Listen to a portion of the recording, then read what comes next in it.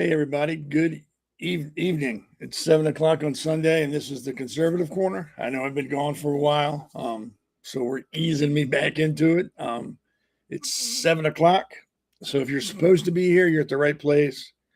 If you're not supposed to be here, you're in the wrong place, but you can hang out for a while. You might like it, or you might not. I don't know. It's all subjective at this point, whether you like it or not. Again, I'm Seth Eisenberg. We also, if you want to join in on the chat, you can do that where I think if you're on Rumble, Facebook, YouTube, wherever, I think there's a chat you can put into the chat. It'll come up here and I'll try to get to your questions. If I don't, I'm not ignoring you. It's just that I'm probably focused on something else. But by all means, join in, say hey, or give your opinion, whatever you want to do. I'll start it off so everybody can see it. So I hope you've all had a good weekend. It's a 3-day weekend, so we still got one more day off, which is cool. So yeah, you got that going for you. Go back to it's a short week, which is even better. So yeah, it's going to be a pretty interesting, fun week, I guess. Slow, easy, wet. At least it's not hot. I don't know where you're at, but last week it was 101 degrees, and then that night it went to like 40, and then it just started raining. So it's been a real treat here in Maryland. I don't think Maryland has weather. I think it has malaria. It's my opinion.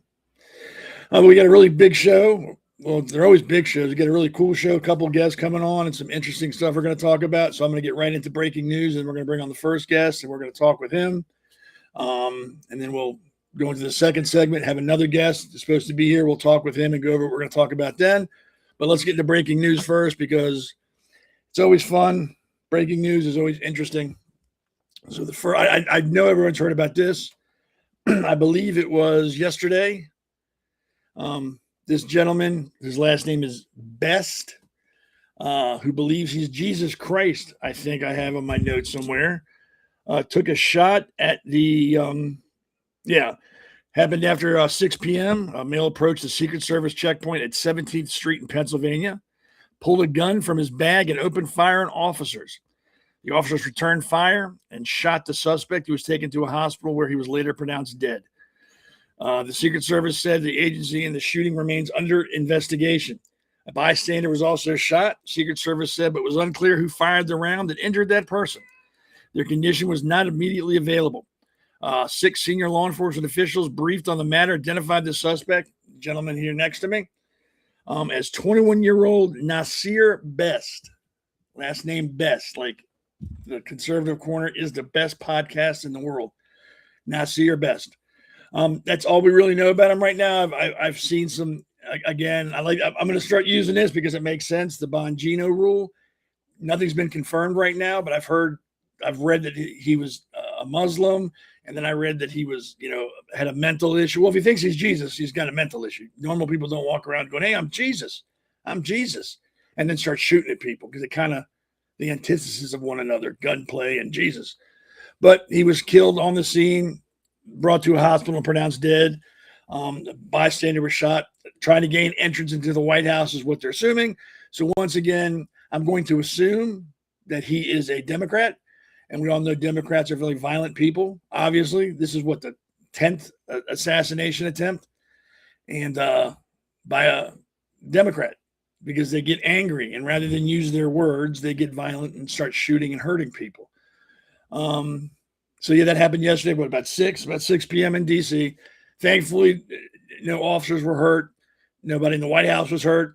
Unfortunately, one bystander was hurt. And again, I haven't seen any confirmation on what their status is or anything.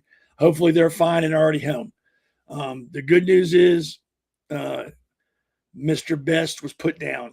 And that's how this all should be resolved. Anytime someone pulls a gun, it doesn't matter if you pull a gun at the White House or at the grocery store or on the street corner. If you're pointing a gun at somebody who's done nothing to you, you deserve to be put down like a rabid animal, because you've just proven at that moment in time you can no longer function in a civilized society. You can't control your emotions. So you should be put down. So I don't feel bad when these people are put down. I'm not one of these people that go, he didn't do nothing. My baby's innocent. He shot at people. And unfortunately or fortunately, depending on how you look at it, what side you're looking at it from, he shot at people that know how to shoot better than him. End of story. Since we're on the subject of morons, this is one of my favorite morons right now in the news. I don't know if you've seen him or anything like that. Let me get his name is Representative Justin J. Pearson.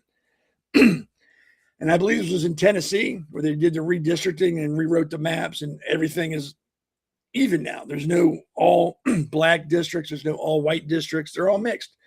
And apparently this mental giant is upset that everything is even now. Keep in mind, before the maps were redrawn, and I believe it was his district was all black, it was fine. Then the racism's fine.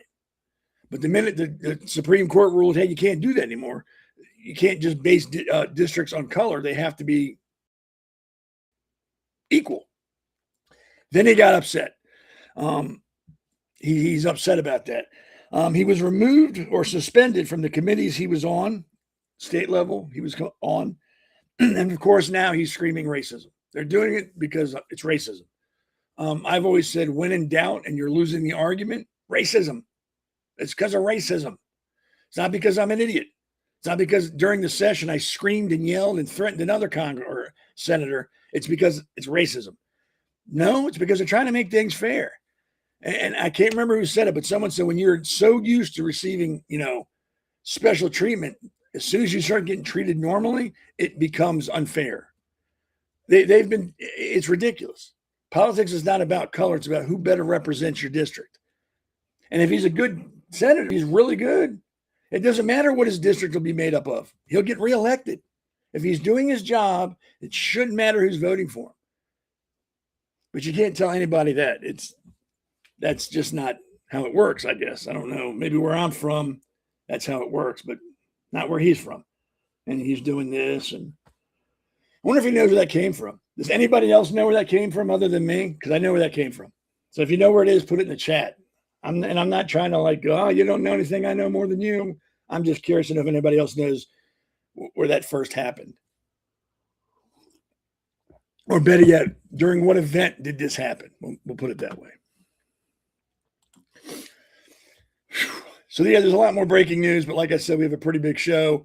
Got some guests on. I don't want to keep them waiting. Not that I normally keep anybody waiting. So what we're going to do is I'm going to bring on my first guest. He's running for Frederick County Board of Education. Now, I know what everybody says when they, well, Seth, I live in Iowa, or Seth, I'm in Italy. What does that have to do with me? The problems that we have locally with education are nationwide. It's not just, only Frederick County has this problem. Every county's facing an educational problem. It's not just here. So what he talks about now, you probably go, wait, yeah, that's happening here too. That's happening here. So don't assume just because it's local, it's not going to have a direct effect or correlate with where you're at, because it probably will. So I'm going to bring on, and again, I'm going through some medical stuff, so I don't mean to cough or clear my throat in your face. It's either I do that or I pass out. So let me know what you want me to do. So I'm going to bring on Sam Rosenbloom. He's running for the Frederick County Board of Education. Let me get him up here. Remember, I set this up, so if it's wrong, it's wrong. Oh, I did it. I did it right. Sam, how are you? I'm doing great, Seth. Thank you so much for having me on the show. Not a problem. Like I said, you're running for Board of Education. I ran for Board of Education in 2018. I got my ass kicked. I think I got like 3,300 votes or something like that, which is actually 2,999 more votes than I thought I was going to get. But the Board of Education in Frederick County is cutthroat. I'm sure you're learning that now as you're running. So before we get into the real, questions about why, what is the most surprising thing you've learned since you started running? What has caught you completely off guard? Well, I initially thought that education was literally about education, but now I see there's a lot of ideology in it. There's a lot of, I would say, almost like extreme ideology, and also just my first time running for elected office. And there's a lot of extremism on both sides. I mean, I can't believe, it's very expensive to run. You have to buy signs and put up signs, and the amount of signs I've had that have been, painted and defaced and stolen and things like this. It's very, very disappointing. Yeah. When I ran, I think I bought like 50 signs, and by I think a couple days before the election, 25 have been stolen or defaced and torn up So it was, I was mildly surprised. Like you said, it's a board of education. I'm not running for president of the U.S. I'm not running for governor. I was running for board of education, and people were that upset that I was running that they're going to destroy my property. So I understand exactly what you mean. That's frustrating. It's crazy. Crazy is being polite. Yeah, I mean, this is like, in my eyes, this is almost like the lowest level of of elected office. Yes, And, we're like one step above dog catcher. Yeah, and there's this much hostility. Yes, it's insane. And like you said, it's supposed to be about education and kids. That's it. That's all it's about. But like you said, there's a lot of crackpots on both sides of the aisle that make it personal, which is ridiculous. Yeah, there's some people that have said some things to me personally that it's almost unhinged. I mean, the word crackpot has come up a while. People have asked me questions initially, to fill out a lot of questionnaires and this and that, and I've gone back. I went back to one organization, and I said, well, maybe you just should have asked people, for a mental health screening, or some basic, issues about their extreme views or something. Because I'm not joking. There are some people that have said some things which you just absolutely wouldn't believe. Crazy conspiracy theories, and it's just and those are the people running for office. Yeah, I used to bring my son. We used to do like town halls when I ran with a couple other candidates. So I'd bring my son and my girlfriend at the time, and it got to the point where I couldn't bring him anymore. It would just get so out of hand. I was like, I got a kid in here. He's like 10 years or 9 years old. What are you doing? Right. So I was like, y'all can't come anymore. This is ridiculous. I don't know if something's going to get real crazy one day, and I don't want you all there. So I stopped bringing them. It was, like you said, it was insanity. All right. So here's the first big question that I ask everybody that's running when they come on here. Why do you want to run? What got you off the couch or whatever that made you say, you know what, enough's enough. I got to do something. I had been going to a lot of the school board meetings in a very naive way. I thought people who are, involved in the school board and directing, over $1 billion budget, I thought they were, these super qualified people. And then I realized, you know what? They're just like the people next door. Or one person's an insurance salesman, one person's this, one person's that. And I thought, I have something really unique to offer.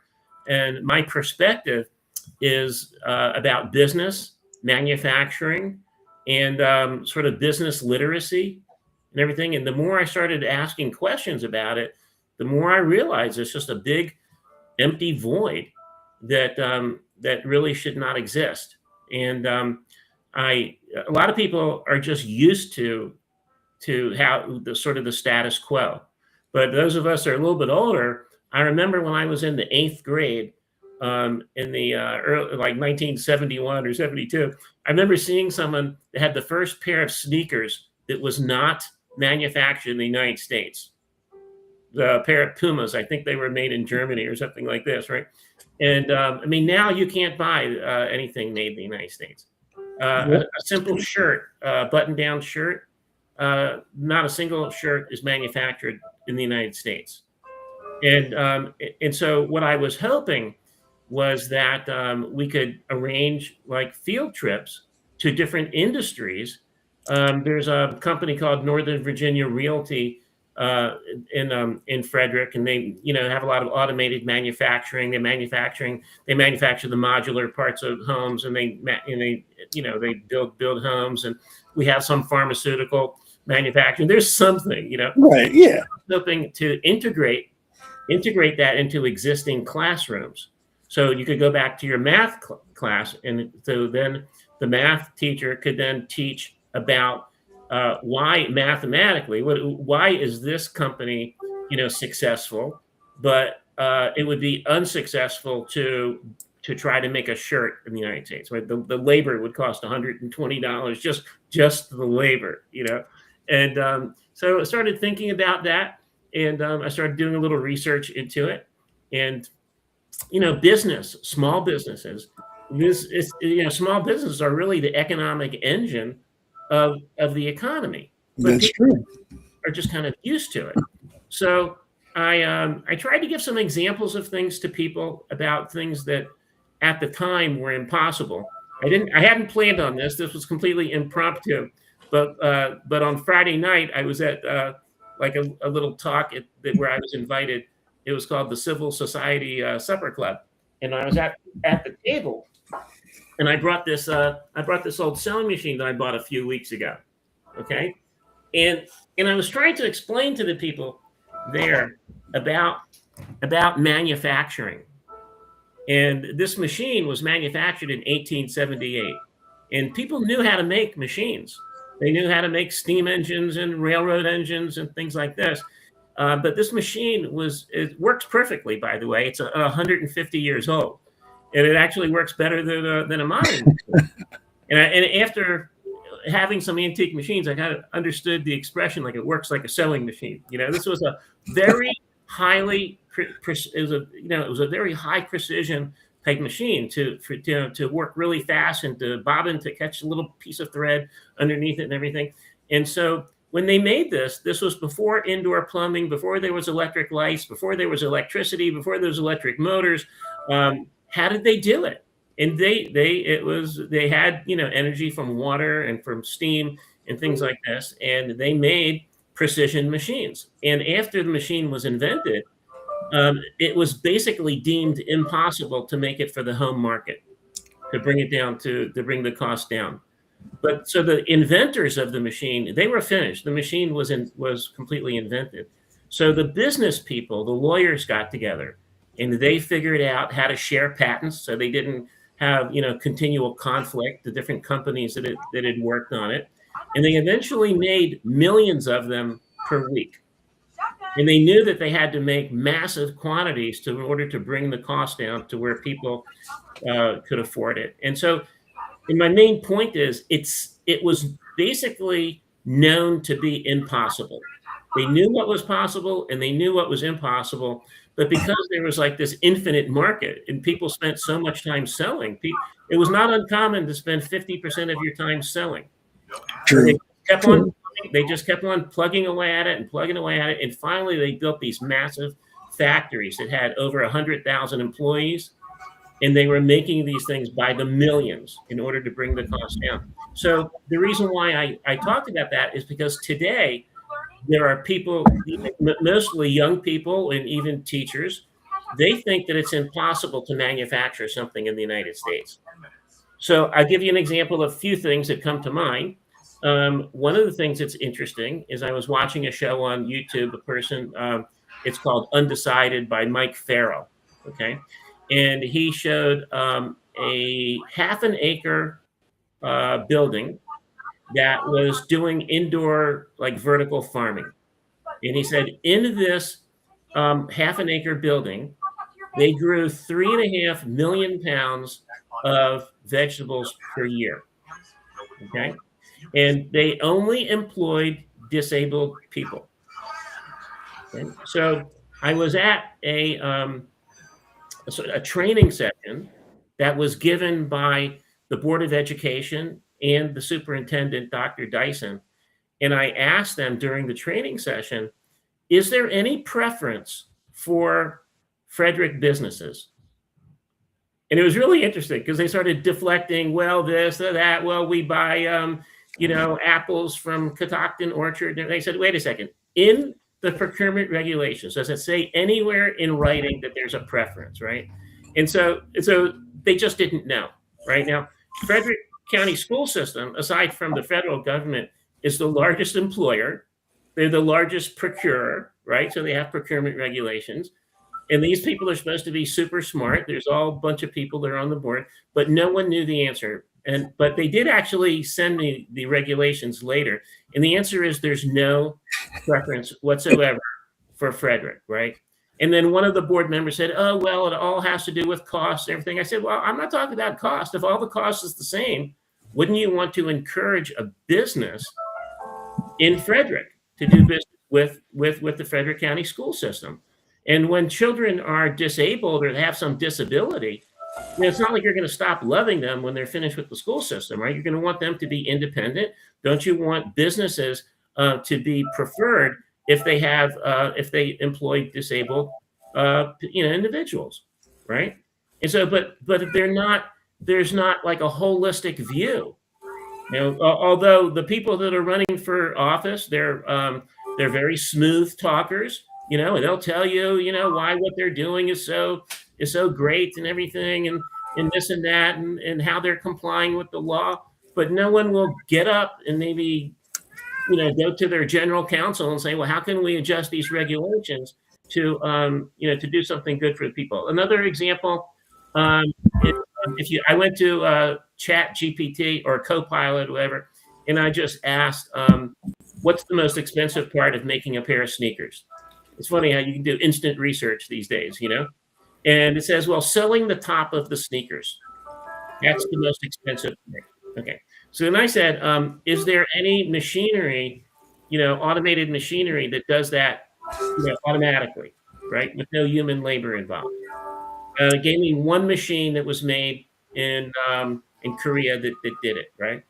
And then I went to then if you go and you look at different kinds of sneakers like Skechers and things like that, you'll see, some of these designs have very little sewing. And then you understand it from a manufacturing point of view, right? And then I was thinking, that would be a really interesting thing in a high school math class to then discuss, well, how much labor is now involved in this? And the idea is that, maybe 10 years after graduating from high school, people will take a chance. Maybe it's manufacturing, maybe it's just starting a business. What's the difference? They have a really good technical education program, but what's the difference between being an employee and an employer, right? Okay, now I have a little bit of plumbing, experience behind me. There's very little overhead in this business. My entire business is in my truck. I don't have to rent the retail store and sign a 5-year lease and go into debt. You know what I mean? So maybe when you're younger, you'd be able to start a business. But are we really orienting people towards that?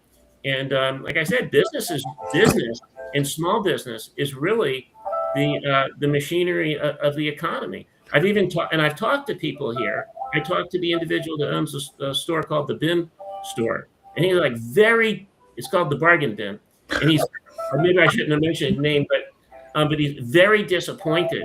He was very disappointed, complaining about the city is very, not conducive to doing business, about all these different issues and things like that. So the school board, the city government, not really working together. And really, what is the point of education? It is the school system is not all this ideology. It's really not even sports and a lot of things that the budget is very heavy in. A lot of administrators, it's hard to even figure out what a lot of these people do, in the school. But isn't it to teach children the skills that they need to survive? Not every child's going to end up like me, becoming an engineer or something like that. But I have plenty of examples of people in my family that had high school educations and then went on to have phenomenally successful businesses. What do you think? And again, like I told everybody before we started, that just because we're talking Frederick County doesn't mean it's not applicable to any board of education anywhere in the country. What do you think, or what do you see as the number one problem with the Board of Education in Frederick County? What do you think is their biggest obstacle to anything that's going on right now? In your opinion, what do you think? Well, I'm gonna answer it kind of like indirectly. There's obviously a lot of problems. There's tremendous amount of the expense, the total amount of property taxes that go in. I've talked to certain people, and they've said it's the overcrowding. I get a lot of emails through my website now, and people have complained to me that they have 45 people in a class. Some of the classrooms have some of the rooms have 2 classes in it for lack of space. I didn't even think that was even possible, And I said, I wrote back in the email. I said, well, if that is actually happening, and I believe it, then all of the members of the school board should resign in complete disgrace. And sometimes I joke about it because I know Colt Black I know him personally. Yeah, he's been on the show. I said I blame people, in particular people like Colt Black, right? Because I can blame Colt Black because he's a realist person. Yeah. Maybe it's because of his profession. Maybe it's because he deals with, the inevitability of death. He owns a funeral home and so forth. Right. And if you tell him something, he will recognize, yes, that what we did there is a mistake, or that's a really good idea, or we want to, condition people and to get people inspired. I tried to call up some companies. I actually tried to call the NVR company and said, "Hey, could we have a tour of the facility? Could we bring students to see, what a successful business looks like?" And they said, well, they didn't want to get involved in politics and everything. So the people have asked me, like, well, what would I do if I got elected? So the school board really votes on different policy. But I consider myself sort of an out-of-the-box thinker a little bit. Whenever I worked for the federal government, I was always doing, different sorts of things. And I said, well, if I'm an elected official and I have the color of authority, I would get in my car, I'll go down to our state government in Annapolis, and I would say, will you please call some of these companies? And I would give them a list of companies to say, you're doing business in Maryland. You're employing Maryland people. You're paying Maryland taxes. You're making money in Maryland. We would like you to be able to give tours to some of the students to see some of these factories, how things are made. And then when you give students a tour of these factories, by the way, you can say, you see the big house, always people want to know, who owns that big house? That's the guy that took a chance and started a company. Yeah. It doesn't have to be a $1 billion company. It could just be a plumbing company, and one guy decides to hire a few of his friends, and they start a small company, but that was a person that made a success out of it. He's probably the hardest working person, in the neighborhood. But to show people this is what success looks like. It doesn't have to be like Musk, shooting a rocket to the moon. It could just be something as simple as plumbing or manufacturing a shirt. In the 1970s and 80s, when things started getting, outsourced to all these different factories around the world, labor was cheap. I remember going to China in the mid 80s, and the cost of labor was about $1 a day. That's what a factory earner. Now it's much, much higher. And there's something interesting about making a product. It used to be, if someone had a little label that said it was handmade, that was like the sign of quality, right? Handmade.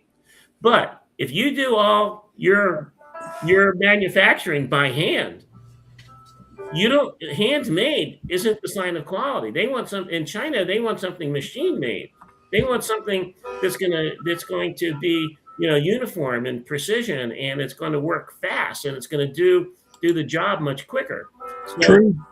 If all you have to do is Google automatic shirt manufacturing, and you will see like a computer controlled machine called a CNC sewing machine that will virtually sew and flip the buttons in and make the buttonholes. It does it faster than you can blink, and it's amazing. So my thought process is, okay, now how much human labor is in making something like a shirt or a shoe or something like this? Have they kind of put themselves out of business? Because if they've automated it to such a degree, maybe now there's only 3 minutes worth of human labor in something that used to take 2 hours. I have a family member that owns a big factory in Baltimore, and he had a big robot. He bought a robot to do welding and things like this. It was a big advance for him. It took him like 6 or 7 months to program the robot. Now with AI people come in, we will program that robot. It's a special machine language called G code or whatever. And with AI, they will program that for you in 2 weeks, and you're finished. Yeah, when I was in the Navy, I was stationed in Norfolk on a ship, LPH-7. And during the summer, or during the school year, excuse me, and sometimes during the summer, we'd have like school-age kids come in from programs from Norfolk and Virginia Beach to tour the ship. And, you'd point to the things, they'd go, ooh, ah. And you're thinking, I do that every day. It's not ooh, ah. But so you walk them through, give them a little, hey, U.S. Navy, blah, blah, blah. Petty Officer Eisenberg, this is what I do. Then you bring them down to the whole snipes, which is what we call the engineers. They go, hey, this is what we do. Everyone would give like a little, like 2-minute, hey, this is what we do. And I remember one time, I think it was the last summer I was in the Navy. We had a kid come. He was very disinterested throughout the whole tour. He was like looking for the exit door. And a couple of times I wanted to show him the exit door, but we promised the captain we'd be polite. And towards the end, we always go, does anybody have any questions they'd like to ask, me, or any questions about what we've just seen in the Navy or in the ship? And one of the kids said, my mom said people join the military because they can't cut it in college. And I had to breathe heavy for a couple seconds, adjust my hat, look outside at the water, calm down. And I said, no. I said, some of the people on my ship right now are probably more apt at their job than college graduates are right out of their job. I said, this gentleman we saw in the engine room, I would trust them with my life before I would trust somebody right out of college in engineering. These guys know what they're doing. And I said, I'm not knocking college. It's great. I said, but you can't down somebody that wasn't in college. You can't look down on them. Oh, he didn't go to college. I said, these men and women we just seen compared to like civilians are the top in their fields because they don't just read about what they're doing. They actually have to do it, and they have to do it under pressure, and they have to be right 100% of the time, or the 3,000 people on this ship aren't going to be around much longer. I said, so don't look down on college people. That's one of my problems with public schools. They don't push trades. They don't. It's kind of like college. Yeah, you could go to trade school, but college. Yeah, you could be a plumber. College. Yeah. Seth, what do Steve Jobs, Bill Gates, and Michael Dell have in common? They all dropped out of college. Michael Dell just donated $6.25 billion, probably the biggest charitable donation ever for American children's savings accounts and that sort of thing. And not every person has the aptitude or the interest in doing everything, but today only about a third of the students are doing math or English at their expected level in school. So I sometimes tell people, if you had a program which tried to inspire people and to take chances when they were young, to start to doing things, starting a business, I give people ideas on, different things to do that have low barriers of entry and things like that. But even if 1 out of 1,000, not a third, but even 1 out of 1,000 kids were inspired to do it, right? That would be success. If you think about how many thousands of students graduate every year, if 1 out of 1,000 decided they're going to, okay, I know my teacher taught me about something or other, and now I saw some sort of automated machine, or I decided to hang my shingle up and do something. It is literally at the point where when I talk to people about it, that I don't think that the government or the Board of Education, they really even care. They're not even processing.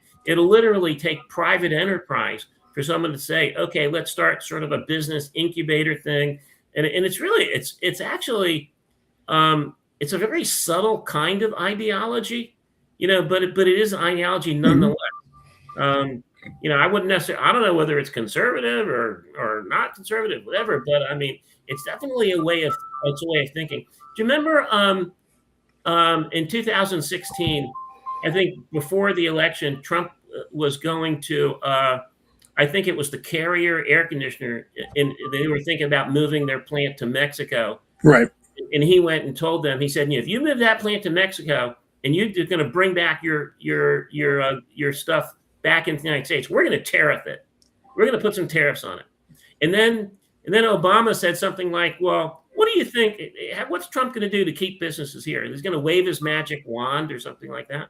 And that was just, I don't know whether it was an ideology or not, but it was just two completely different ways of thinking. Mm-hmm. He's a business person, and to the extent that he can, he's going to, to push the levers of government to try to do whatever it is that he can do. And other people, not that they're not capable of doing it, aren't even thinking along those lines. No. Right. And especially people that they're not even, I mean, like I said, I remember the first pair of sneakers I saw. Now you can't buy things even manufactured in the United States. You just go up and down Home Depot and look at the little labels on the things, where's it manufactured, this and that. And plus it's a major security issue for a lot of things. Oh yeah. There was some Koreans when they were deporting people, a whole bunch of Koreans in I think it was in Philadelphia, they got deported, and that was a mistake. And the reason why they were here is because the United States does not really have a shipbuilding industry anymore. We produce like 2 container ships a year. Korea's producing like 300 or something like that. And we got these Koreans here to show people how to do modern manufacturing. You know, we're doing manufacturing like with technology out of 1940s and stuff. And so we've literally lost the capability of doing things, and the people, we've lost it so much, we don't even have people that could train anyone to do it. We have to bring in people from foreign countries. If we wanted to make a shirt, I mean, something as simple as a shirt, and to do it in a level that was, you know, that was like an industry standard right now. A factory that would make, you know, 1,000 shirts a day or something like this. I don't think we would even have the infrastructure today to train people how to do it. We'd have to send people overseas to learn how to do it. But I'm an optimist. I believe that if we, you know, that if the administration pushes from the top down, and in the education system pushes like from the bottom up, that somehow there will be some sort of coalescing, and people will take the chance. True. So for some reason that QRC code came down. So if you want to know more about Sam and what he stands for and what he's running for, you can go to Sam for School Board. That's all one word.com, and you can find out more about him. There it is. So never mind. You can just scan the QRC code. And like I said, for everybody that comes on this show that's running for a position as a candidate, it's not cheap. And he's kind of alluded to that. It costs money. And I've also said, always support candidates that align with you, whether they're in your county, your city, your state, or whatever. If they speak to you, support them. So if you can, if you live in Western Maryland or Frederick County, send Sam money. I know candidates don't like asking for that because it's kind of weird. I know I was that way when I ran, so I'll ask for them. Send them money. $5, $10. Doesn't have to be thousands. 5 or 10 helps. You would not believe how far a candidate can stretch $10. You would be shocked at what they can do with $10. If you can't give him money, give him your time. Find out where he's going to be speaking, or at carnivals or something. Get handouts for him. Talk to your neighbors. Just don't assume that your neighbor's going to vote for somebody that you like, or he's going to win. He doesn't need my help. They need your help. Get off your butt and support what you like. Just don't assume somebody else is going to do it for you. So again, if you like him, you can scan that QRC code right there. Find out more about him. Sam, you got 2 minutes on the con. Give your 2-minute stump speech. You know, I don't really have a stump speech, but I've given you all the juices that I've got. You know, there are some things that are kind of controversial. There's this policy, 443, yep, which deals with with gender affirmation and all this kind of stuff. And I tend to be kind of conservative, but my feeling about this policy, because a lot of people just want to know, is that the policy is just a big distraction. I mean, all children today are protected by policies that protect them from harassment, from bullying. The policies are designed to give all children equal access to education. And so whether this policy existed or it didn't, I think we just need to enforce the existing policies and not be totally distracted when 2/3 of children at the school really aren't getting a basic education, or math or English or stuff like this. The special education people that I've talked to, teachers, I talked to this one gentleman, and he told me that 3 of his daughters had graduate degrees in special education, and they all abandoned their careers because they were overworked and underpaid. They had to come in early and work on all these different special education programs for the children and everything. And then he told me how much it cost to put his children through college and everything. And I almost cried about it. I mean, so when this is the status of the school system, We cannot afford to be distracted. We need to constantly ask the question, is this the core of what the school system is supposed to be doing? Basically, teaching children and preparing them for adulthood. So that's my sort of common denominator for every policy that I see. Okay. Okay. And if you're pro business, that I'm your man. Well, that's Sam Rosenbloom for you. He's letting you know what he's standing for. You got the QRC code, scan it, get a hold of him or talk to him or look at what he's got on his website.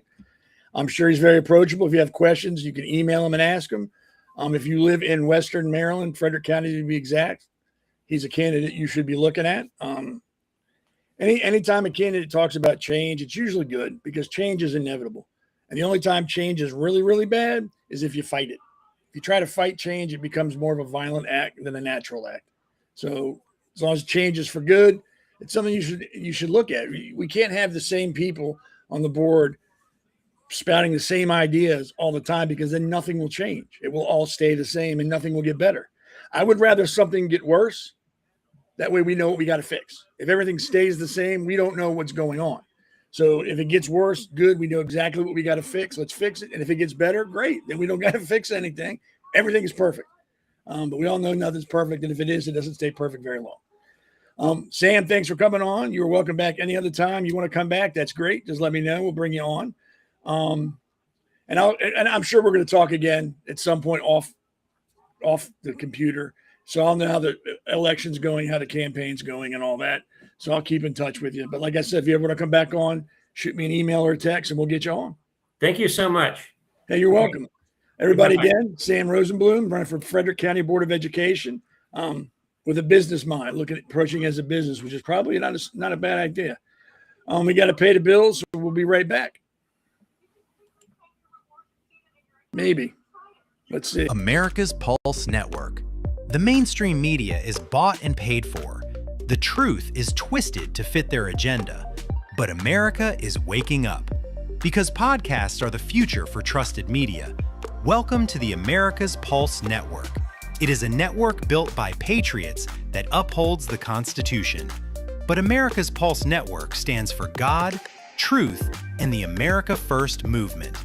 There is no corporate propaganda, no government spin, just real news, real talk, and real voices fighting for faith, freedom, and the future of this great nation with common sense.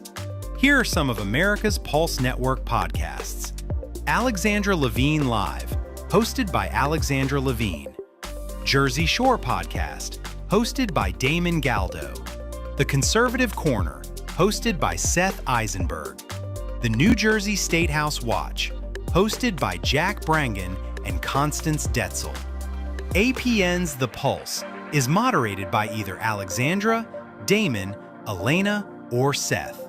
Also tune into America's Pulse Network on the following social media platforms: X, Rumble, Truth Social, Parler, Facebook, YouTube, and Spotify. Join the revolution because the pulse of America beats for God and country. America's Pulse Network is for faith, family, freedom, and truth.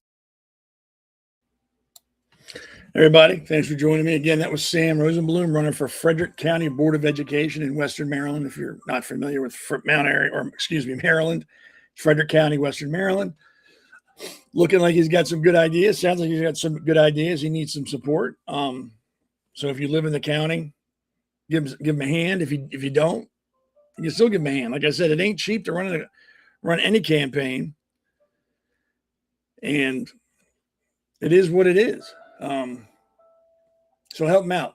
Read up on him. Tell your friends about him. Anything you can do to help him, help him. So the next segment, we have a guest, but he's running a little late. Kirby Delauter. Again, if you're not from Frederick County, Western Maryland, you probably don't know that name. He's running a little behind. We're just waiting for him to catch up, but we still can start the segment and I can get into it because he was just here to give his opinion and his commentary on it, which is always welcome. He's a smart man. But technology ain't always so great. Sometimes it works against you. So we'll start, and when he gets here, if he gets here, we'll jump him on, and he can join in the conversation. This next segment is called "Wrong is Wrong," and the reason I put it like that is because we're going to talk about politics, and then specifically a politician in my area that, how do you put this? That should be embarrassed, but they're being supported by other people to cover up what happened. We'll get into that. Politicians work for us. They are our employees. And I think a lot of people have forgotten that. A lot of people look at politicians as rock stars and gods, and they can't do any wrong. And if they're on your side of the table, they're perfect. If they're on the other side of the table, they're always wrong, and vice versa. I have never once put a politician that high or made them that important to where I don't think they can do any wrong. And more importantly, when a politician does wrong, I expect them as my employee to be forthcoming and admit to it. Don't lie about it. Don't cover it up. Don't pretend like it didn't happen. And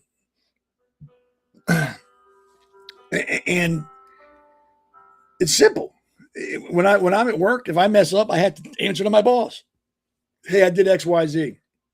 It wasn't on purpose. It was an accident. I apologize.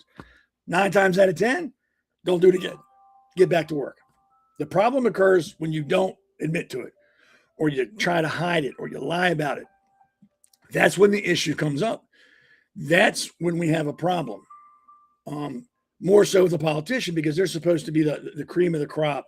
They're supposed to represent the people. They're supposed to be humble in who they are, a statesman, a person that puts their constituents in front of them. So when they mess up, it's bigger. And what's really weird about that is I'm going to use this for example. A Republican messes up. Democrats scream and yell, hold them accountable, hold them accountable. Same thing with Republicans. If a Democrat messes up, hold them accountable, hold them accountable, hold them accountable. Now, when somebody in their respective party messes up, then it's mum. They don't say anything. Very rarely do they say anything. And that's not right. I'm a conservative, but I still believe if a Republican screws up, you need to be called out for it. And if we have to call you out for what you've done and you don't admit it, then you probably shouldn't hold the position you have. And this is with facts and truth behind it. You can't just make baseless, like, you're an alien or you're a lizard person. It has to be something based in reality, something that there is proof to support.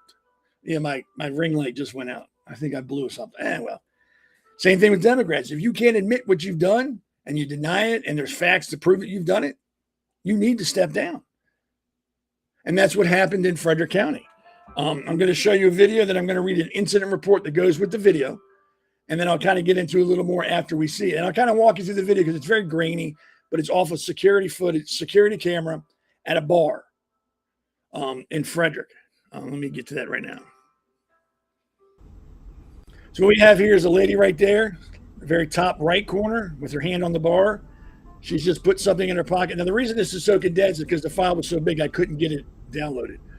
What had happened is she walked up to the bar.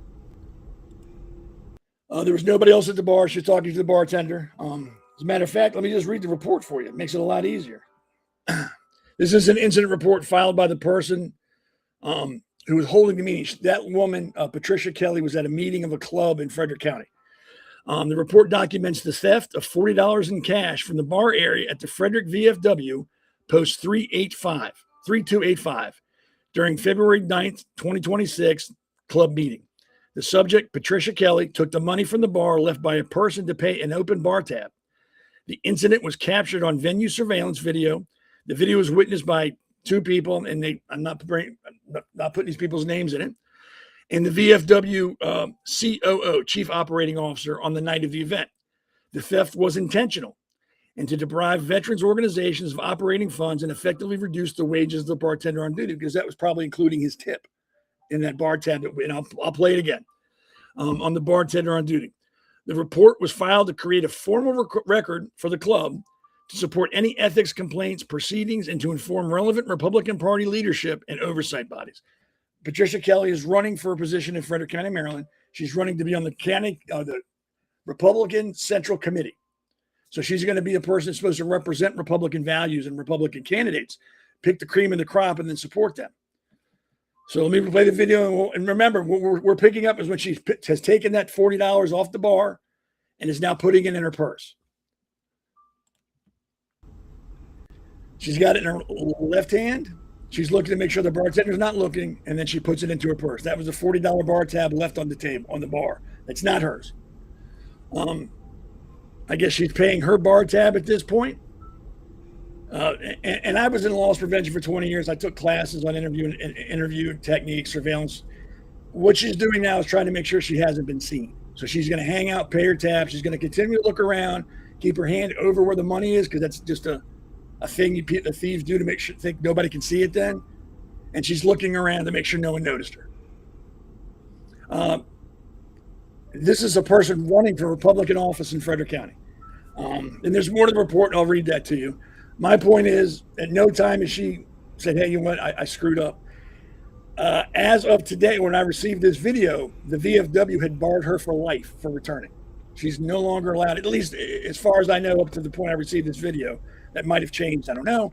But she's been barred for life from the VFW for that incident right there. I don't know, and I know a lot of people out there going, well, it's only $40. You know, what's the big deal? It's $40. It's not the amount, it's the principle. It's always the principle. If you can't be trusted with $40 in front of you and not able to fight the urge to take it when you know it's not yours, what can you be trusted to do that's right moving forward? What can I trust you with? I can't take you for your word anymore because a thief is a liar. You can't be one without the other. You can be a liar and not a thief, but you can't be a thief and not a liar. Those two go hand in hand. So what can I take your word for at that point? I can't take your word for anything. And why would I want to run for a party that would allow someone like that to run for a position that's going to promote the party? This country, like I said, politicians are rock stars. And if they're a Republican, you're a Republican, they can do no wrong. If you're a Democrat and they're a Democrat, they can do no wrong. And if you're a true conservative, you can't abide by that philosophy. You can't accept that philosophy. As a conservative, you're about law and order. You're about the little guy, small businesses, smaller government. And if you see somebody on the Democrat Party doing that, you call it out like, hey, that's theft. I don't give a shit if it was $5. That's not your money. You have no right to take that money. You're a thief. And if you're a Republican, you have to do the same thing. You can't turn a blind eye to it simply because they have an R after the name, or if you're a Democrat because they have a D after the name. If there's a factual evidence behind that to show they did that, you have to call them out. You have to hold them accountable. And Justin Wages, I believe, he's the president, he's the chair of the Frederick County Central Committee for Republicans. He was made aware of this and basically said he doesn't think it happened. Was offered to see the video. He didn't want to see it. I believe it was him that said that it's not that big of a deal because the money is returned. Yeah, because the money's returned. And there were no charges filed. So that makes it okay. So if I rob a bank and bring the money back the next day, I'm not a bank robber anymore. I brought the money back. They didn't have a chance to file a report yet, so I'm not a bank robber. I brought the money back. That is the stupidest reasoning I've heard somebody say that's above the age of 10. Well, I gave it back. Doesn't matter. Theft is theft. The law doesn't say if you steal something but bring it back, it's no longer theft. Theft is theft. Once you take property that's not yours, whatever you do after that doesn't matter. I mean, it might matter if there's charges filed in their sentencing. Hey, you brought it back. We'll take that into account. But once you take that money, it's stolen. That is a theft. And there's no excuse for theft. Caveat. Theft is still theft. But if you have to feed your family and you go to the store and steal a loaf of bread or something to feed your family with, still theft, but it's understandable. Like, hey, I get it. I know why you took that. Still wrong, but you're not doing it because you want to do it. You're doing it because you have to do it. And there's also, they interviewed the lady who did it, Ms. Kelly, and I'll read that. March 6th was the last date in which she could withdraw from the race. She chose not to. She met with the person who wrote this report and sent me the video. She was very detached, remote, and showed no sense of accountability throughout the interview. When shown the surveillance footage, she stated that this is not something I would ever do. and repeatedly asked, "Can I see the other angles?" The only moment of acknowledgement came when the interviewer offered the observation that some people commit theft for the thrill of it because they are the last person anyone would suspect. Ms. Kelly immediately responded, "That's me," and raised her hand. Nowhere during this interview, she noted as saying, "No, I didn't do that. That's not me. I don't know what you're talking about." It was, "I would never do that." Or, "Can I see another angle?" But when the interviewer goes, "Hey, sometimes people steal because it's, no one would ever suspect them doing it, and that's why they do it." She goes, "Oh, that's me." Maybe I'm old-fashioned. I was raised by a police officer. I was in the military. My brother was in the military. My daughter was in the military. Wrong is wrong. I don't care who you are. Unethical is unethical. I don't care who you are. I don't care how popular you are in the county, state, or city you live in. I don't care what morons are out there covering up your bullshit because they have lunch with you every week and they just don't believe you can do it and refuse to look at the evidence. Theft is theft. And if you're in a position that oversees these people, like Justin Wages would be, is the chair of the Central Committee, and he ignores this, he's no better than the thief. He's ignoring fact. He's having somebody serve the general public and Republicans who's a thief and a liar. I question both of their ethics. There's an issue here because rest assured, if this were the video of a Democrat doing this in my area, they would both be the first ones screaming and yelling. They got to be held accountable. That's unethical. They got to be held accountable. Something should be done to them. Can't ignore this. They're trying to get an elected position of authority. They need to be held accountable. But since it's them, it's I don't think she would do it. We have lunch every week. I invited both of them to be on the podcast. Both of them. They're not here. Miss Kelly and me had a conversation back and forth, and she said that never happened. I just showed you the video. I just read you her statement, or parts of her statement, where she never once denied doing it. Justin Wages is quoted as saying, let me find out. Mr. Wages did not request a copy of the video to show the committee. That the Frederick County Central Committee had met in discussion that they would remain neutral in this issue. You can't remain neutral. Neutral is just as bad as committing. You've been told, and now you've said the entire board is behind the theft. If they don't care, theft is not a big deal. So now he's implicated the entire Frederick County Central Committee as complicit with the fraud. They know it. He knows it. And now they're saying, "Oh, none of us care. It's not a big deal." That's embarrassing to me as a Republican. And it should be embarrassing to everybody, regardless of your party. And there should not be a chance for Democrats to go, "Look, they're dirty." No, this is just a right or wrong thing. And if you attach a party to it, shut up. The party doesn't matter. The act is what matters. The person who committed it is what matters, not what party they represent. Maybe a little bit in this instance because she's running for a position to represent the entire party in the county. But overall, hold on, I'm trying to read some things. Am I going to re-enlist and fight the Iranian military? I am too old to re-enlist. And I know this is a little off the subject, but I told people if they post a question, I would try to answer it. Number one, do I care that victims were trafficked from Mar-a-Lago? That is false. There's no DOD report that says that, DOJ report that says that, no FBI report says that. As a matter of fact, if you've read the report, and I don't think you have, Trump reported Epstein and threw him out of Mar-a-Lago because he thought he was doing some bad things. Bill Clinton is on record saying Trump wasn't involved in anything untowards with Epstein.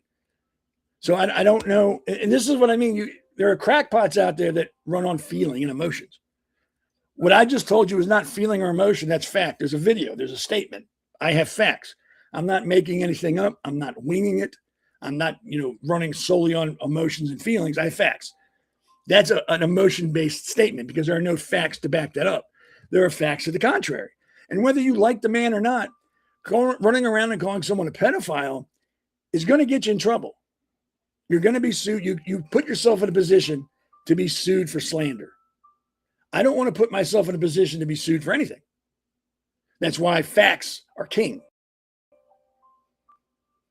So if you want to put that out there in the public, Go ahead. That's on you. You'll be held accountable for your statement, not me. Again, if there were facts that backed up your statement, I would say Trump needs to go. If there were facts and there was a third-party investigation, local police department, FBI, whoever, and they backed up that claim and they had evidence, yeah, he has to go. But there's no evidence to back up that claim. Iran sucks. Yes, Iran does suck. Would I go to Arabia? Where the hell is Arabia? I know where Iran is. I know where Iraq is. I've been to Iraq. Never heard of Arabia. Okay, so would I go fight? Where was it? Would I go fight? Am I going to fight to Iran?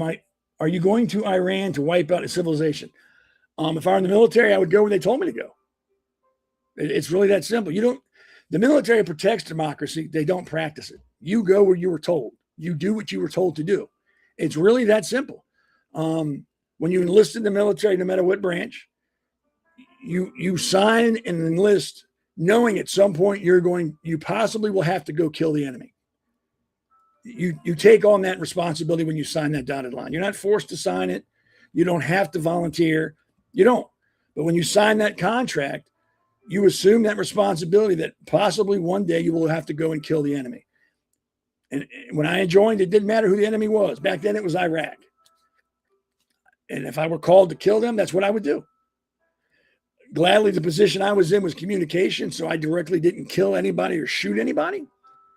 But all positions in the military are there to facilitate killing the enemy. No matter what you do in the military, you're there to facilitate that job, to kill the enemy.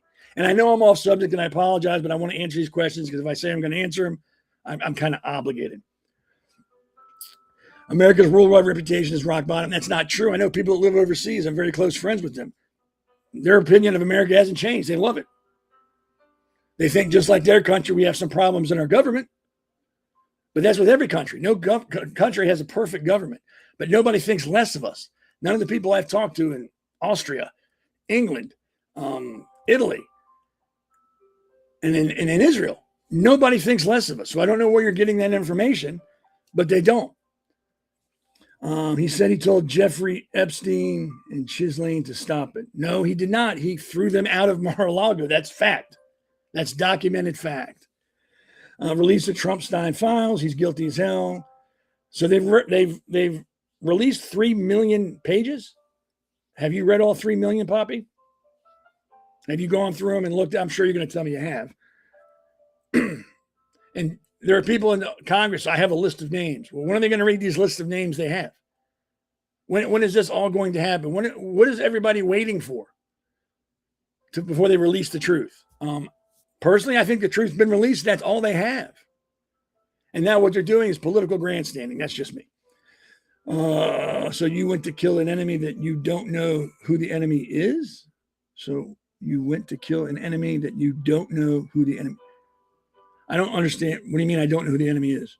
I'm not in the military now. So no, I wouldn't kill somebody if I didn't know the enemy. When I was in, we knew who the enemy was. It was very clear. I don't understand. Some people make my nose bleed. The world does not hate us. I don't understand why everybody thinks that. The world loves us because if it weren't for us, half of Europe would still be goose stepping around. So I don't understand where you get. Before I get back to what we were really talking about, I'm gonna sum this up. Thank you for your questions. I appreciate it. I don't expect an echo chamber. That's fine.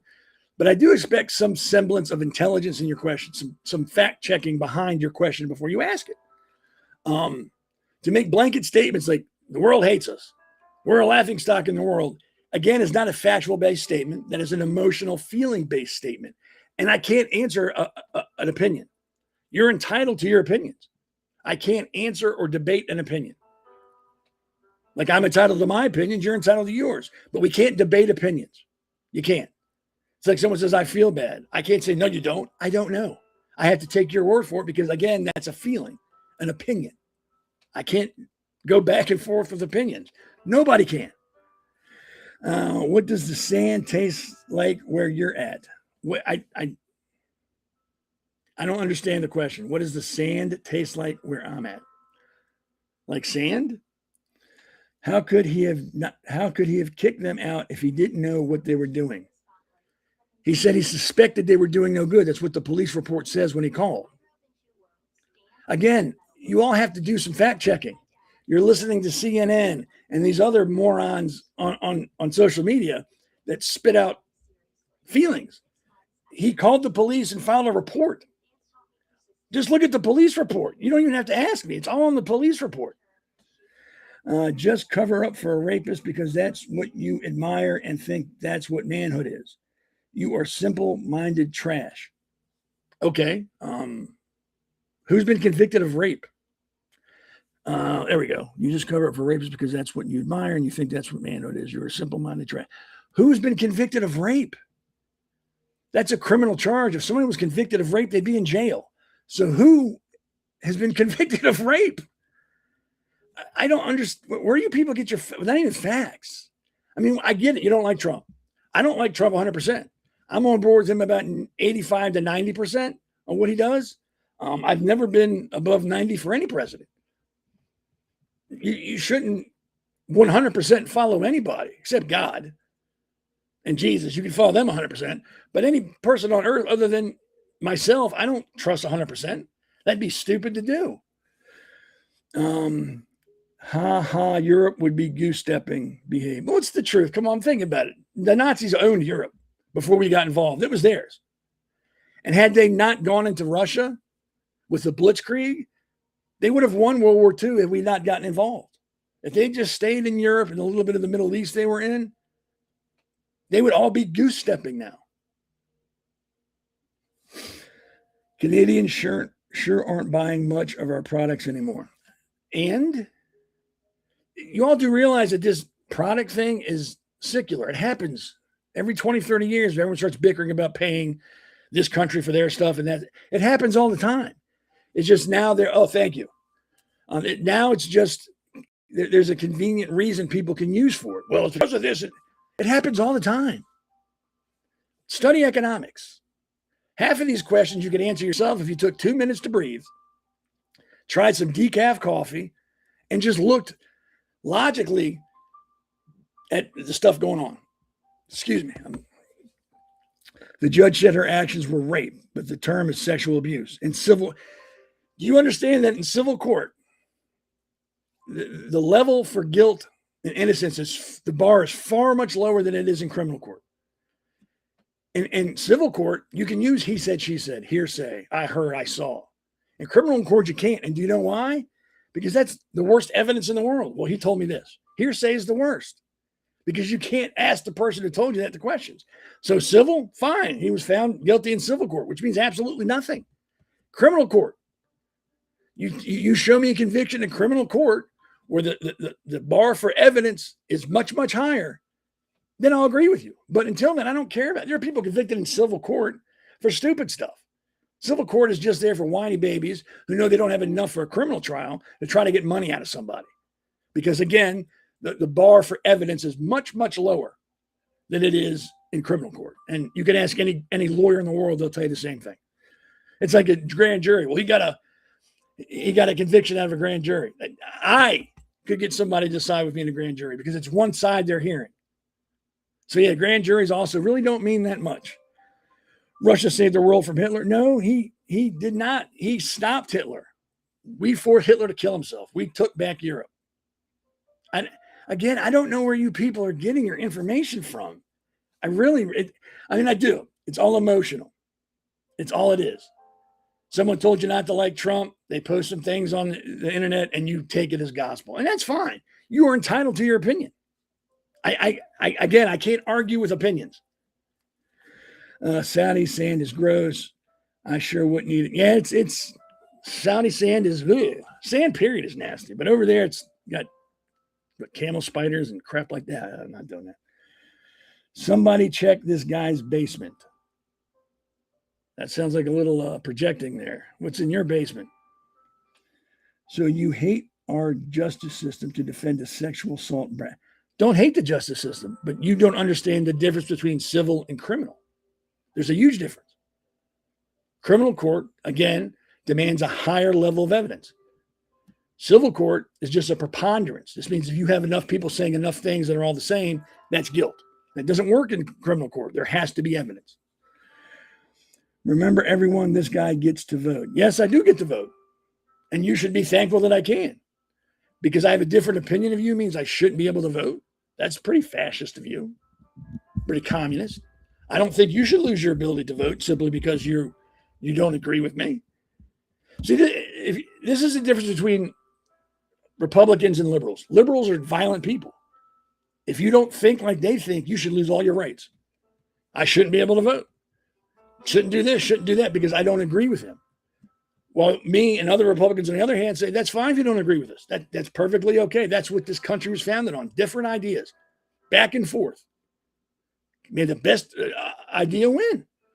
But you can't do that with liberals, as evidence in the chat. You cannot do this with, you can't have a conversation with liberals because they go right to insults, and then the threats will come here eventually if we kept going. It's pretty sad. All right, I got to pay the bills. We'll come back, finish up about that video, and then we'll go to the end of the show. Maybe. Welcome to America's Pulse Network. This is APN's very own White House correspondent, Alexandra Levine. This is so amazing and miraculous. We've never had a president in the history of our nation doing this. And we hope to God that he continues doing this forever and ever. Thank you. God bless you, everybody. And God bless President Trump. And God bless you. Hello, everyone. This is Alexandra Levine with the America's Pulse Network. I am the White House correspondent right here in the heart of D.C. as President Trump is celebrating 250 years of America and the military. Subscribe and follow America's Pulse Network on the above social medias.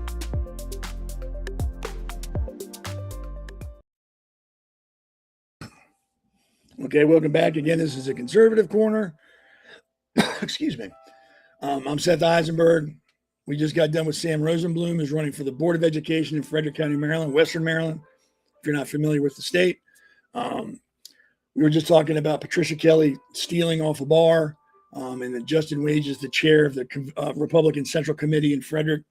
And according to him, his words are, the rest of the committee just wants to stay neutral. They don't see a problem with what went on.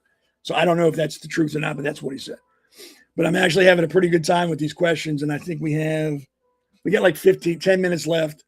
So I'll stick with these and go back and forth. I don't remember where we left off. Okay, here we go. We're going to go with this. Let me put this up here so I can see it, not have to squint. This is Michael Eddings. Why are you constantly trying to defend that lying ass piece of motherfucking shit? Motherfucker's one word. Never said I was defending him. I said, if you show me proof that he's been convicted criminally, I would support anything that happened to him. I'm just saying I don't put much faith into the civil law lawyer or civil law. Again, it's just a preponderance of evidence. Doesn't have to be proven. It's just if enough people are on your side saying, yeah, that's what happened, that's enough in civil court. If you can show me he's convicted in criminal court, I will support anything that happens to him. And I don't think anybody's ever said they wouldn't. Again, these are emotionally based arguments. They assume they know what I would think. Again, raised by a police officer. You think I would overlook criminal law and say, oh, it's not a big deal? I was in the military, fought for the Bill of Rights. You think I would just ignore the fact someone's been convicted of a crime? Come on. You can do better than that. You get your information from people who've testified in court. I got to show it because I'll squint the entire time. No one says that no one would believe them, but the bar for guilt or innocence in a civil court is much, much lower than it is in a criminal court. I'm not going to say that again. There has to be evidence presented for arguments in criminal court. Proof, eyewitness testimony, things that can be backed up and then researched. Not so much in civil court. You can have a... What did I tell you? When a liberal doesn't like what you're saying, they insult you. You can have a conversation with a liberal, but you must live in reality. I cannot have a conversation with somebody in reality when the person I'm talking to thinks a man can get pregnant. I can't have a conversation with somebody based in reality when they think women and men can interchange their sex because they say so. That's not grounded in reality. I'm trying. But all my responses I get from you people are based in emotion. No one has shown me any facts. Nobody. Another pedo protector. Again, once you don't agree with what they have to say, liberals will resort to insults and violence. Not protecting a pedophile. No one has been convicted of it. And I don't care what anybody says. Prove it. What's it, Wacky Head? If someone accused Wacky Head of being a pedophile and said to me, came to me and said, you know what, he's piddling little boys in a van. Prove it. I'm not going to side with them simply because they tell me. And you shouldn't side with anybody until you see facts. That's the great thing about this country. You are innocent until proven guilty. Just because someone says you did it, like I said, if someone accused you of being a pedophile, Wacky Head, it's not true unless there's facts. And I wouldn't just jump on board because they said you did. Even if I didn't like you, I wouldn't jump on board and go, yeah, he did it. He did it. There's got to be facts, or this world or this country's going to hell if we can just blindly accuse people of things without facts and they're convicted. The law is here to protect everybody. You, me, Trump, everybody. That's why you can't go around accusing people without facts unless you go to civil court. Then it's, again, a different standard. Why wouldn't Trump give his DNA in court? Honestly, I didn't know he was asked for his DNA, so I can't answer that. I didn't know that. I don't. If he was asked, that's different than being ordered. Again, if it's not a court order, you don't have to listen to that. I don't have to listen to that. Unless it's a subpoena from the court, it doesn't mean much. But if you're saying he was subpoenaed by the court, they gave a court order from a judge that said you need to surrender DNA to this court, and he didn't, that's a different story. But I'll have to look into that because I don't know. I have never heard that. Not saying you're not telling the truth about that. I'm just saying I haven't heard it. I will look into it, and the next time I'm on, if you come on, I'll let you know what I found out. But I agree. If it was a court-ordered request or subpoena, not even a request, a subpoena for his DNA, and he didn't give it, he's in the wrong. Nobody's above a court order. Nobody's above a subpoena. Things that touch water, well, it's WATER. Things that touch water are wet. Yes, they are. Sun rises in the east and sets in the west, and fire is hot. You don't know a lot to say you know so much. I've never claimed to know much, man. What have I claimed to be an expert at? You're giving me your opinion. I'm giving you my opinion. I do have some legal knowledge. I'm not a lawyer, but I have enough to be dangerous. We're not talking about a lot. This has been a pretty much laser focused discussion. So I really don't know what you mean, Wacky Head. You'll have to expound upon that. I don't understand what you mean. I say a lot when I don't know much. Or you don't know a lot to say you know so. You know what I'm saying? You need to expound on that statement. I don't know what you mean. Honestly, I don't. Maybe actually looking at the case. And didn't I just say I'd have to look into it to find out about it? Dude, you need to slow down and breathe. Read to understand. Don't read to simply respond. I said exactly what you've just said there. I need to look into the case. I don't know about it, so I'm not going to speak on it. I'll have to look into it. And if you come back next time I do a show, I'll let you know what I found out, and then we can try to have an adult discussion. Apparently it's very hard for you, but we can try to have an adult discussion after I read into the case. I can't believe I got to repeat myself. Michael Edding again. You must be blind and can't see the facts, or really just don't want to believe because you're delusional and think these. I've just told you, Mikey, I'm on board with Trump 85 to 90% of the time. I don't think he's God. I don't think any man is God. I don't think any woman is God. I am not on board with him 100% of the time. I don't think he's God. He's not infallible. He can make mistakes like any other president before him. I'll see facts when you present some facts. So far, all you've presented me is opinion and feeling and emotion. No facts. The video I showed you of Patricia Kelly stealing, that's a fact. Can't refute it. It's right there in front of you. There's a report. Can't refute it. It's right there. So when you show me things that I can't argue with because they're fact, and I will agree. Who's this? Oh, wacky weed, wacky head. Then why are you talking about it? I don't, Again, I can talk about anything I want. And I've told you all when I've talked about it, I don't know about the case you're talking about. I will look into it. I don't know how many times I got to tell you that. I will look into the DNA thing. And again, if you show up next Sunday, or not next Sunday, the next Sunday I do a show, we can have a discussion. And that's why I'm not talking about it, because I don't know.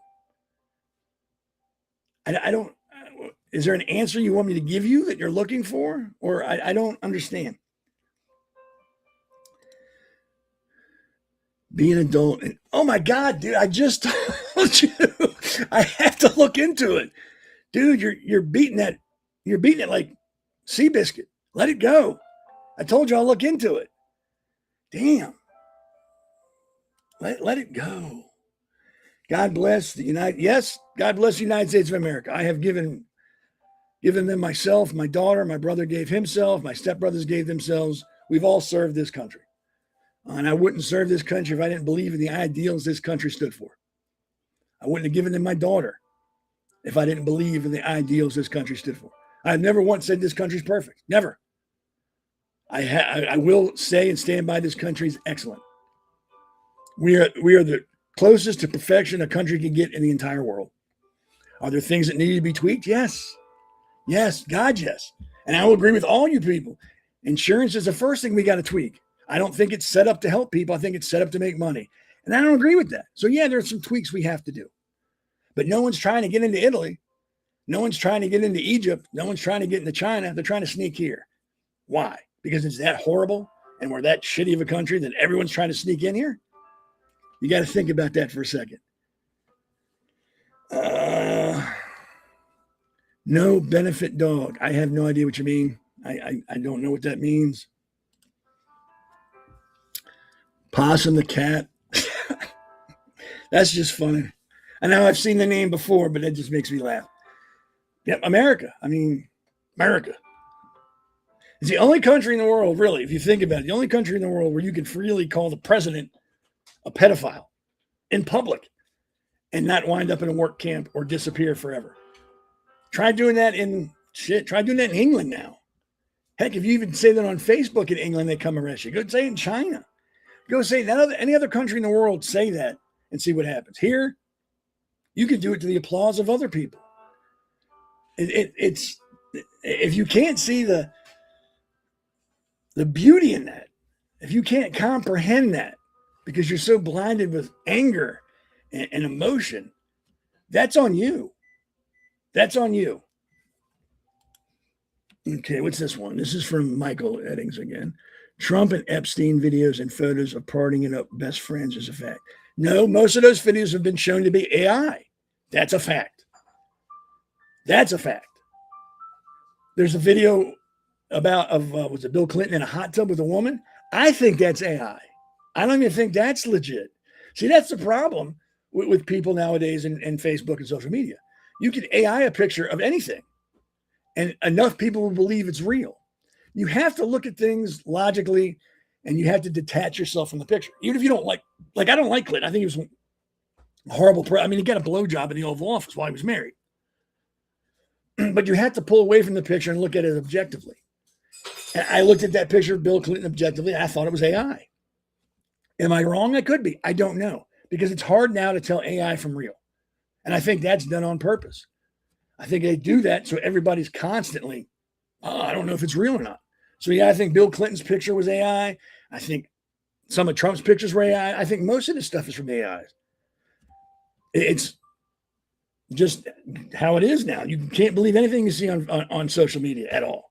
And now apparently you got to be careful what you believe in the media because they're making shit up too. Oh my God, it's wacky head. Dude, you just respond. You don't listen to anything I say. You don't. I think you're so hyped up that I'm paying attention to you and I'm posting your message up on the screen. You're like shaking and you're like, oh my God, I get to say something. Dude, you're not listening to what I say. You just want to respond. So you have at it, buddy. You have at it. I don't. I'm not even going to comment on what he says here. I'm just going to put him up here and you all can laugh at him with me. I mean, he's not listening. It's obvious he is not listening. He is driven in toto by his emotions. He wants to be right so bad that he's not listening to what's being said. He's responding to what he hears. And he's just putting it up there. Like, look at this. Whatever, dude. And I think this guy's the same way. I think he's just so happy someone's listening to him.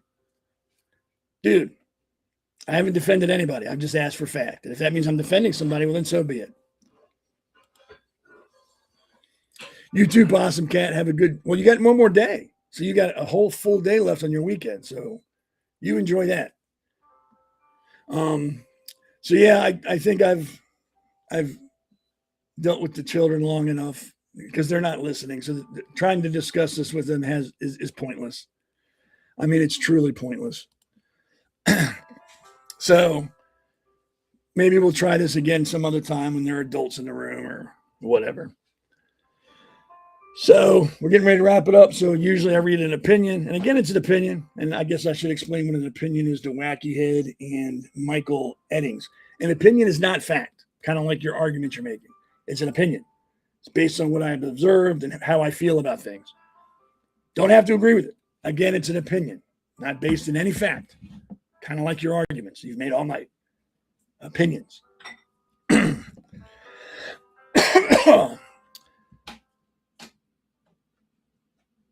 So where is it? There we are. Okay. Usually my opinions don't really have much to do with the show, but this one kind of does because I think some of it's very important. In the era of eroding trust, one faith keeps flourishing: the worship of politicians, as proven here. Not merely support or loyalty, but fervent adoration that casts flawed officials as messiahs or infallible champions. Rallies become revivals, slogans turn scared, and criticism is branded heresy. This is not politics. It is idolatry in modern dress. Like the people who saw that video and said, it's not a big deal that she stole $40 off the bar. It's not a big deal. It's only $40. Humans crave heroes, and politicians exploit that instinct with charisma, viral moments, and simple narratives on both sides of the aisle, Republican and Democrat. Excuse me. Voters, short on time and data, outsource judgment to personality. They do not back policy so much as they believe in the leader. Scandals are excused as persecution. Contradictions vanish. They figure gets it. They figure people get it. Cognitive dissonance seals the deal. Admitting flaws feels like personal betrayal. History echoes loudly, from divine emperors to the 20th century personality cults. Elevating rulers above scrutiny has always weakened societies. Today's democratic version is softer yet equally corrosive. Supporters across the spectrum trade nuance for vibes, competence for narrative, and results for tribal signaling. Media and algorithms amplify the spectacle, turning citizens into fans. The costs are steep. Democracy presumes fallible actors held accountable by informed voters, like with that video. Worship infantizes people, rewards showmanship over governance, and erodes institutions. Polarization hardens as each side views its champion as divine and the other as demonic. Real power bureaucracies and interest groups escape scrutiny while the public awaits the next savior. Economic failures, regulatory bloat, and broken promises persist loyalty because loyalty is more important than evidence. Breaking the spell demands maturity. Good luck with that. Treat politicians as ambitious professionals with incentives to overpromise and underdeliver. Judge them by records and outcomes, not by rhetoric or identity. Demand competence and integrity regardless of the tribe. Skepticism is not cynicism. It is the bedrock of self-government. Lower the pedestals, raise the standards. Otherwise, cycles of hype, disappointment, and fresh Masonic hope will continue, leaving citizens even more dependent on temporary idols who rarely earn their altars. It's on both sides of the party. There's not one party that has that cornered while the other party is virtuous. It's not how it is. As I've just shown in that video. You've got somebody on the Republican Party stealing on video. And you've got other members of the local party supporting that and defending it because it was only $40. What's the big deal? She would never do that. Well, do you want to see the video? No, I don't want to see the video. I just know she would never do it. So if you live in Frederick County, be real careful who you're voting for. Real careful. Or what you vote for is what they're going to support. And what they support is what will be elected. You have a feckless leader. You have an untrustworthy candidate. And apparently, according to Justin Wages, the entire board or central committee knows about the theft, and they're just going to stay out of it. You can't stay out of it once you know it. Once you know about it, you have to be involved. So again, be very careful who you're voting for in Frederick County. Be very careful who you're voting for anywhere you live. You have to take the time to educate yourself about the candidate. You can't just assume because they say so, they're good people.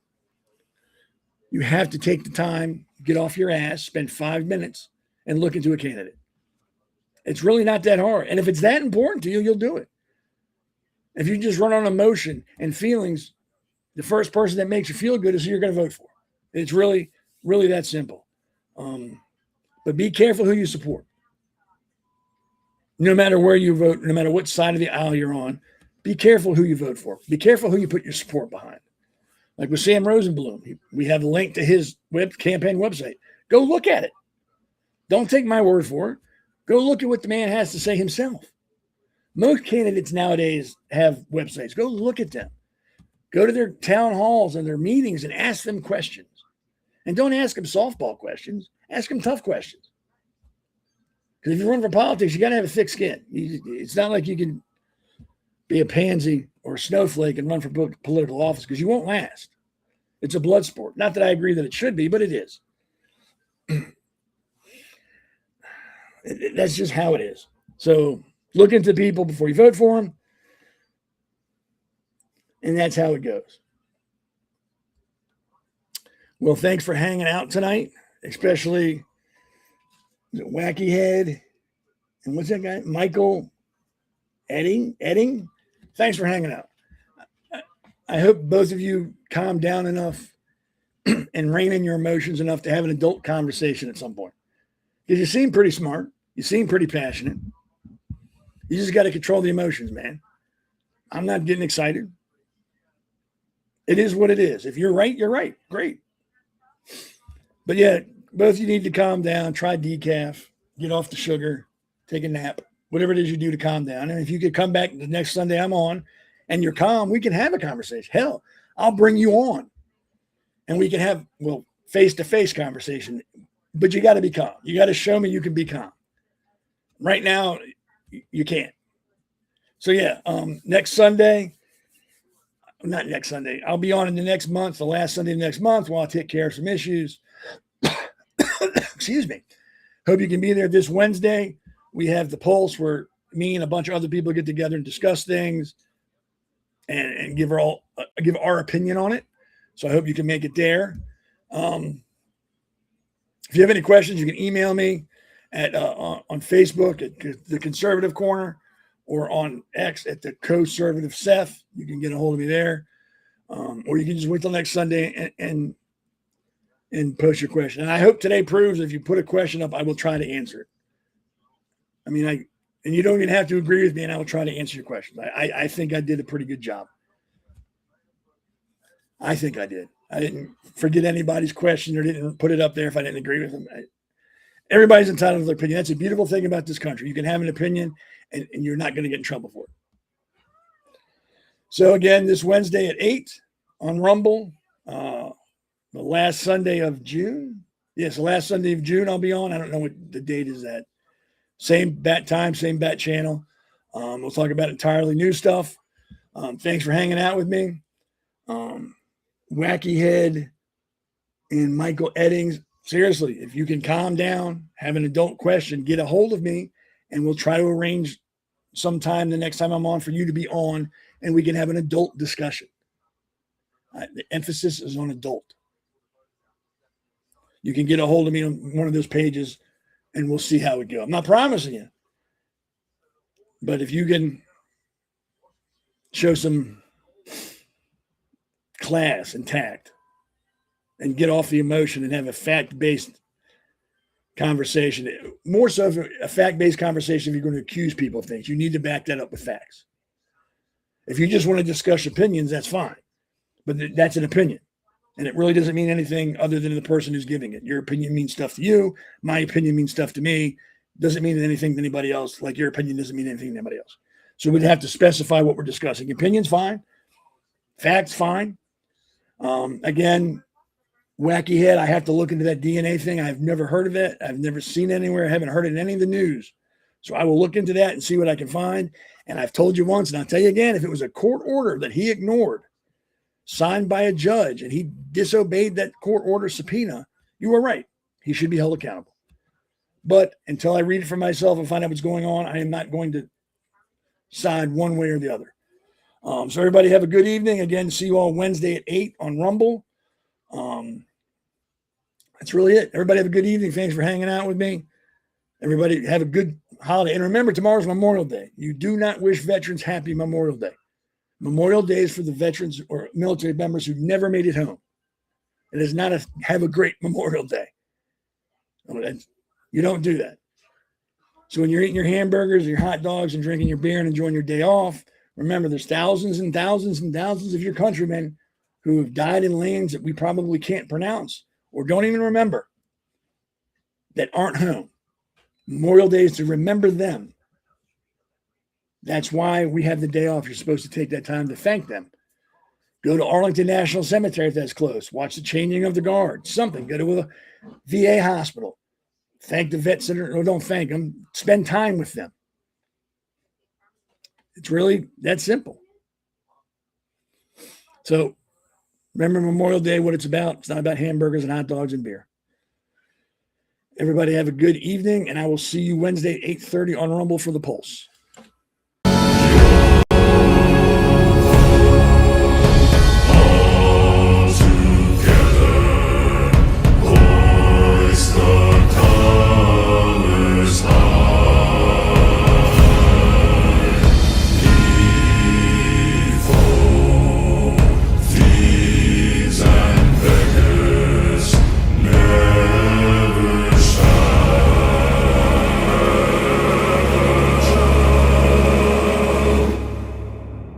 We